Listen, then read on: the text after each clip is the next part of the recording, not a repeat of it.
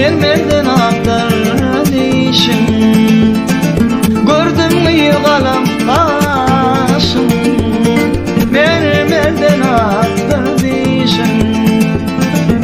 Almadan ak yanaklarım meni mecnun eyledi.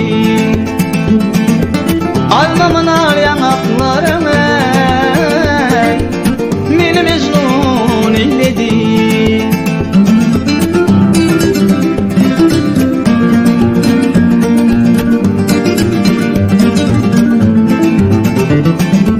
Lere kakanna sesiyle yanan nirvelin dipesi. O yolunda bevlisi meni mecnun eyledi. Her gülümde bevlisi meni mecnun eyledi. Meni mecnun eyledi.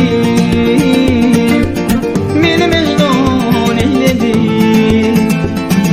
Meni mecnun eyledi. Meni mecnun eyledi.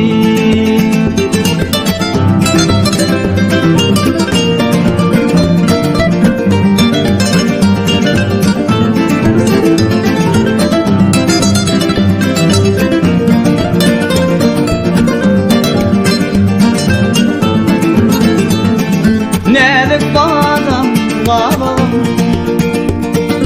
güllek balli dodogum. Nedik badam babam, güllek balli dodogum. Alemağa düşün taşlamay, meni mecnun eyledi. Gül yamağa düşün taşlamay,